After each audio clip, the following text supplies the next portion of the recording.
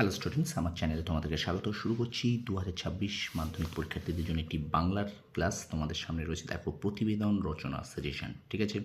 তো বাংলায় প্রতিবেদন রচনা একটি গুরুত্বপূর্ণ অংশ। তো তোমাদের সংলাপ অথবা প্রতিবেদন লিখতে দেয়। তো আমি তোমাদেরকে বলবো তোমরা প্রতিবেদন রচনাটা লেখাটা শেখো, অর্থাৎ ইংরেজিতে যাকে বলে রাইটিং। এখানে তোমরা জানো তোমাদের 5 নম্বর থাকে, ঠিক আছে? প্রতিবেদন রচনায় কিন্তু 5 নম্বর থাকে বা সংলাপেও থাকে। তো আমি বলবো প্রতিবেদন রচনা লেখো। সেখানে কিন্তু একটা মানে রিপোর্ট লেখাটা খুবই সহজ কাজ হয়, ঠিক আছে? কারণ তোমরা বাংলা দৈনিক পত্রিকা নিতে পারো, তোমরা রোজ তোমরা কাগজ যারা পড়ো তারা নিশ্চয়ই জানো কীভাবে প্রতিবেদন রচনাটা লিখতে হয়, ঠিক আছে? তো আমি কি তোমাদের সামনে যে কটা প্রতিবেদন রচনাগুলো দেব সেগুলো তোমরা অবশ্যই একটু ভালো করে দেখে যাবে, ঠিক আছে? কী বললাম, যে কটা প্রতিবেদন রচনা আমি তোমাদের সামনে তুলে ধরছি সেগুলো অবশ্যই দেখে যাবে। মাধ্যমিক 2026 বাংলা পরীক্ষার জন্য কিন্তু ভীষণ ভীষণ গুরুত্বপূর্ণ, ঠিক আছে? চলো শুরু করি মাধ্যমিক 2026 বাংলা প্রতিবেদন রচনা সাজেশন, ঠিক আছে?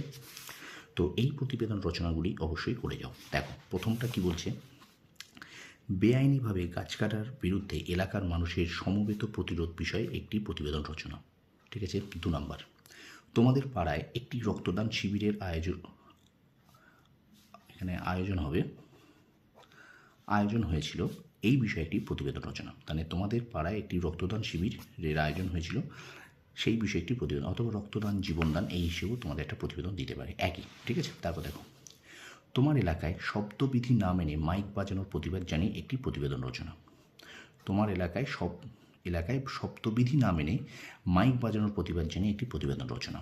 তারপরে তোমার এলাকায় অরণ্য সপ্তাহ বা বৃক্ষরোপণ সপ্তাহ দিতে পারে, পালন হলো, এই বিষয়ে একটি প্রতিবেদন রচনা। এখানে অরণ্য সপ্তাহ বাদ দিয়ে তোমাদের বৃক্ষরোপণ সপ্তাহ দিতে পারে, বৃক্ষরোপণ, ঠিক আছে? বৃক্ষরোপণ সপ্তাহ একই উত্তর। এটা অরণ্য সপ্তাহ দিতে পারে বা বৃক্ষরোপণ সপ্তাহ দিতে পারে। তো তোমার এলাকায় অরণ্য সপ্তাহ বা বৃক্ষরোপণ পালন হলো, এই বিষয়টা প্রতিবেদন রচনা। 5 নম্বর দেখো, তোমার বিদ্যালয়ের সাংস্কৃতিক অনুষ্ঠান বিষয়টি প্রতিবেদন রচনা, যে কোনো সাংস্কৃতিক অনুষ্ঠান।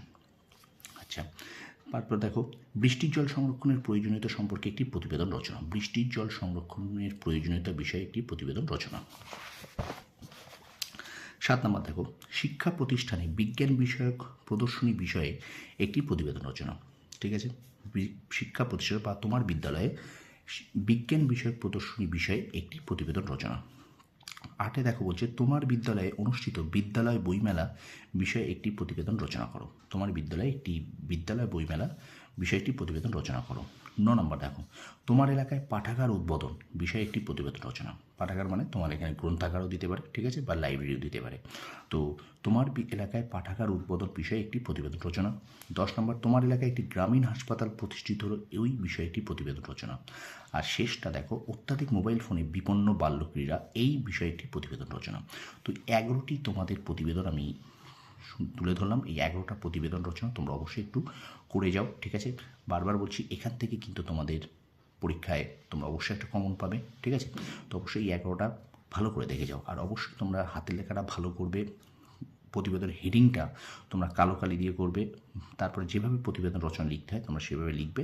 তোমরা দরকার হলে এই কদিন একটু খবরের কাগজটা পড়তে পারো, ঠিক আছে? একটা খবরের কাগজ নিলেই হবে, তোমরা সেটা খবরের কাগজটা দেখে নাও যে প্রতিবেদন রচনাটা রিপোর্ট কীভাবে লিখতে হয়। তোমরা ইংরেজিতে রিপোর্ট লেখো, তো ঠিক সেই স্টাইলে কিন্তু বাংলা প্রতিবেদন রচনাটাও লিখতে হয়, ঠিক আছে? ভিডিওটা ভালো লাগলে লাইক করো, কমেন্ট করো, বন্ধুদের মাঝে বেশি করে শেয়ার করে দাও। প্রত্যেকটা তোমার বন্ধুদের কাছে এটা শেয়ার করে দেবে, ঠিক আছে? আর অবশ্যই লাইক করো আর কমেন্ট করে জানাও ভিডিওটা কেমন লাগলো, ঠিক আছে? তোমরা সফল হও, তোমাদের সাফল্য কামনা করি। ধন্যবাদ।